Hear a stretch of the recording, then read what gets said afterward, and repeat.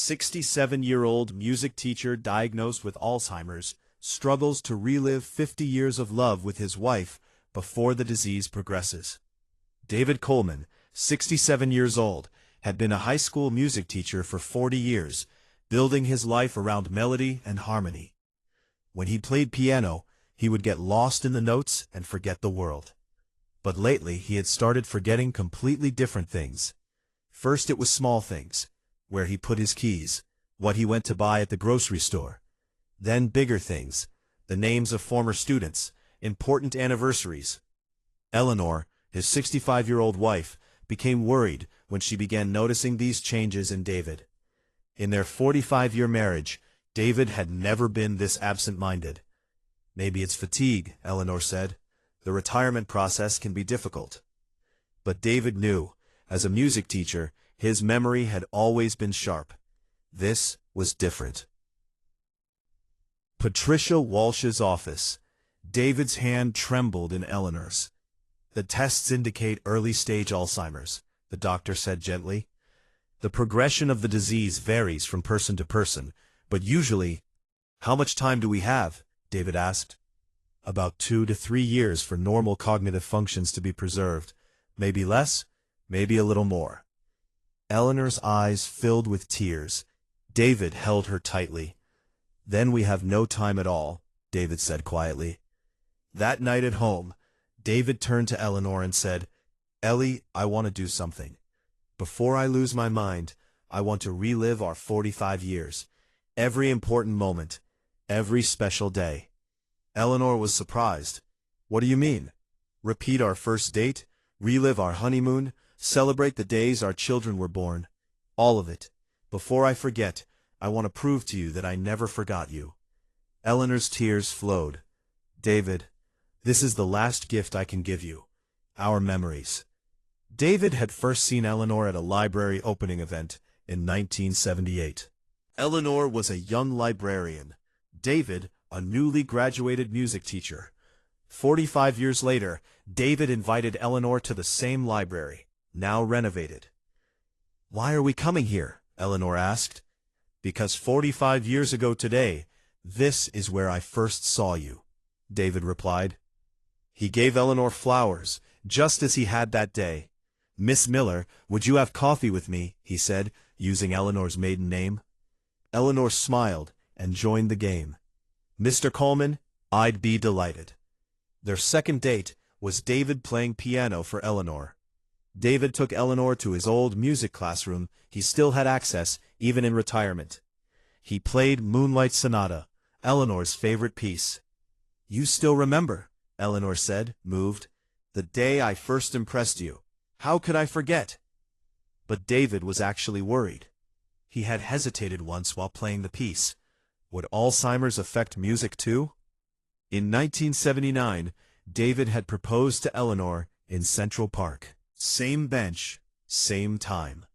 45 years later, David took Eleanor to the same park. "David, what are you doing?" Eleanor asked, as David got down on one knee. "Eleanor Miller, 45 years ago you said yes to me. Now I'm asking again. Will you spend the rest of your life with me?" "David, we're already married." "Yes, but I want to choose you again. Every day." Eleanor said yes through tears. David organized a small renewal ceremony. Close friends and former students attended. Eleanor wore a white dress, David a tuxedo. They posed the same way as in their photos from 45 years ago. "This is crazy," Eleanor said. "The most beautiful kind of crazy," David said. David played piano and sang to Eleanor, "The Way You Look Tonight," their wedding song. Everyone was crying. This wasn't just a renewal ceremony. It was a battle of love against time. They had spent their honeymoon in Greece. Even though it was an expensive trip, David rented a Greek restaurant and had Santorini decorations put up. "David, this is too expensive," Eleanor said. "Money gets left behind. Memories remain." Greek music played. Ocean views were projected. Eleanor's favorite Greek dishes were served. "This is more beautiful than our honeymoon," Eleanor said, "because now I know better how much I love you." When their daughter Sarah was born in 1985, David had been very excited. He sang to Eleanor at the hospital and made lullabies for the baby. Now Sarah was 38, living with her own children. David called her to invite her to watch old videotapes. "Dad, why are we watching these old things?" Sarah asked. David explained his Alzheimer's diagnosis to Sarah. Sarah was shocked. "Before I forget these moments, I want to remember how precious they were." All three cried together. Their son Michael was born in 1988. David had played yesterday on the piano that day. Michael was now 35, an architect. His father showed him baby photos. "Dad, why are you acting like this?" Michael asked. David explained. Michael decided to leave his architectural work to spend more time with his father. "Dad, I want to do something for you." Michael designed a special music room for David. Family photos, sheet music, and David's awards were hung on the walls. "Play your music here, live your memories," Michael said. When David saw the room, he cried. "This is the most beautiful gift. You taught us music, Dad. Now let music accompany you on this journey." Sarah found her father's former students, hundreds of students he had influenced in his 40-year teaching career. She organized a surprise gathering. Former students came and told David how he had changed their lives. "Mr. Coleman, you didn't teach me music, you taught me life," said one of his students.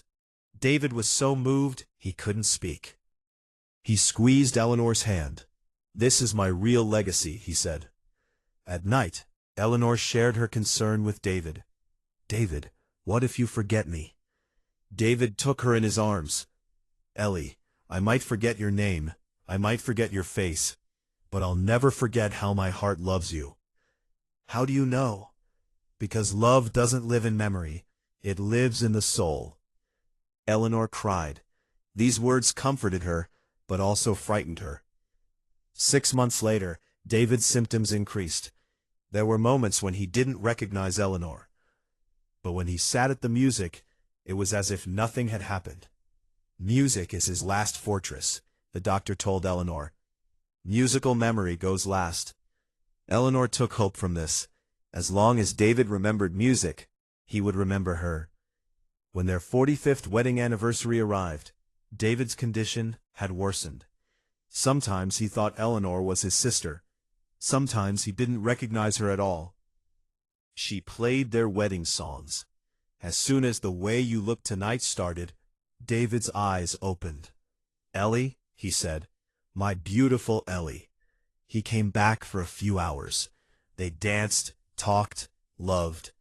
Eleanor realized that music connected David to her. Every day she played songs for him. They sang together.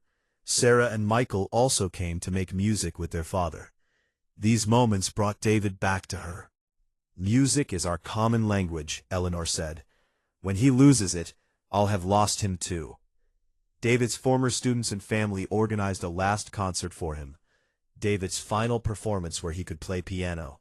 He began playing Moonlight Sonata. He started perfectly, but stopped in the middle. He had forgotten. Eleanor came beside him, placed her hand over his. They played together. The audience was crying. This wasn't just a concert. It was a farewell. Now David mostly didn't recognize Eleanor. He called her nurse. Eleanor was devastated, but didn't give up. Every day she reintroduced herself to David. "Hello, David. I'm Eleanor. I love you." Sometimes David would smile and say, "I love you too," even though he didn't know who she was. In his last clear moment, David turned to Eleanor and said, "Ellie, I'll forget you, but I won't forget our love. Every kiss, every hug, every I love you will stay in my heart." "David, thank you for giving me these memories. This was the most beautiful life." This was their last conversation. In the following days, David was completely lost. He didn't recognize anyone, didn't speak. Only one thing calmed him: music. When Eleanor played "The Way You Look Tonight" for him, David smiled. He didn't speak, but he felt. "He's still here," Eleanor said, "living in the music." During David's final days, Eleanor never left his side. She constantly sang songs to him, held his hand. "David, can you hear me? I've loved you for 45 years. I'll love you until my last breath." David no longer opened his eyes, but when he heard Eleanor's voice, he gently squeezed his fingers. On the day David passed away, Eleanor sang "Good Night, My Someone" in his ear, the last song David had sung to her while alive. "Good night, my love," Eleanor said.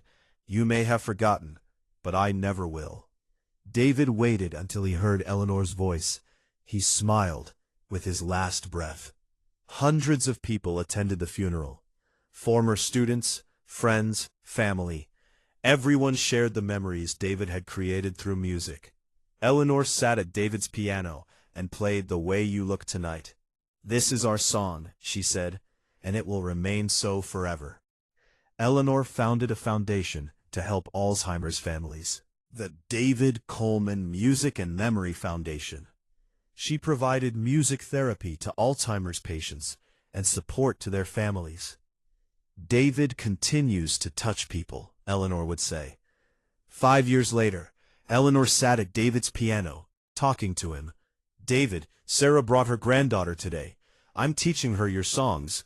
You haven't died. You've just moved to a different form." She began playing Moonlight Sonata on the piano. She still remembered it perfectly. "I feel you in every note," she said. "Alzheimer's couldn't take our love. It just hid it in a different place." 10 years later, Eleanor had also reached 75. She now lived in David's music room, spending time at his piano. Sarah and Michael had made a book documenting the moments their mother relived with David. 45 years, 45 memories, love despite Alzheimer's. The book gave hope to Alzheimer's families worldwide. Every evening, Eleanor looked at David's photo and sang to him. "David, you taught me the value of time, the worth of every moment.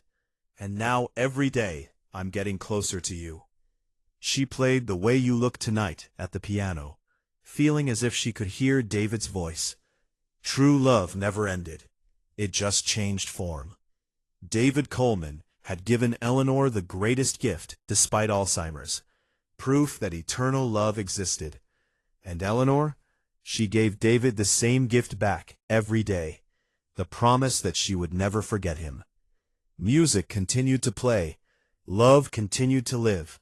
Memories extended to infinity. This was something Alzheimer's could never take.